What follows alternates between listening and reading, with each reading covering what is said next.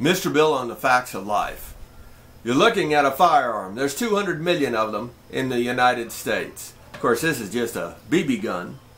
But be that as it may, a few of those guns are going to be used to commit some heinous crimes, and crime in general doesn't even need a gun necessarily. But this last week we saw 9 Christians killed in a church.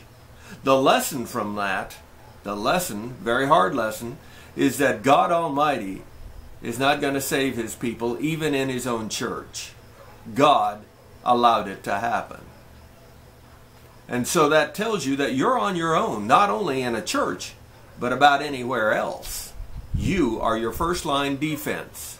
Now, whether you want a firearm to defend yourself, or perhaps just simply a tear gas or pepper spray, that type of thing will buy you, very possibly for a $10 bill, it might buy your life for you. Because nobody can shoot well if they're blinded with tear gas. That's just how it is. That's something to keep in mind for a $10 bill. Of course, you can go the other route. I like these aluminum can. It's $1 with a nice heavy spray. It'll put out a good spray of shot of, I use soap suds in it. Of course, I have other mixtures that down the road, a day after event, I'll be carrying. But for today, soap suds works great when I'm out on a walk. It'll drive a dog back. And if shooting started within the range of this, which is 20 feet, I can put those right in somebody's face that's going to or is shooting.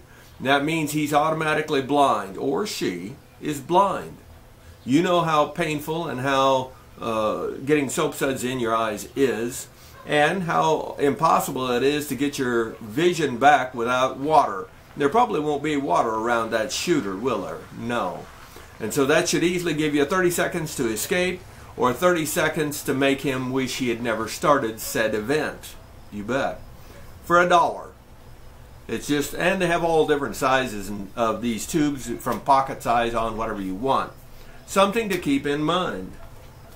Another avenue or another backup of a defensive tool, if you're in a building, in a room, and something crazy starts happening in the way of shooting, a little stink bomb. You light the fuse, and that would stink up the place. And that says you got to get out the match and light it. They have some with a pen. You just pull it and it will stink up that room so bad. They say that you have to get out of the room within 5 seconds or you will be vomiting. Man has a hard time shooting if he's upchucking his guts. So there's another tool between the a tear gas, between a tear gas and a stink bomb. Spraying and doing that, making sure that he is either going to get out of the room or he's going to be blind. There's 2 options, or maybe both, using both at the same time. There are options. Now I would finish it with this, that sheep always draw the wolves. And this shooter that hated black people, supposedly, it really doesn't matter why he was doing it, but he hated black people and he came in to kill black people. He said they were bad people.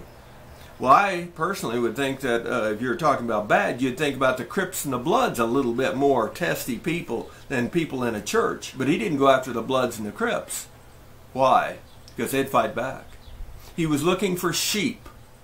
He was looking for sheep.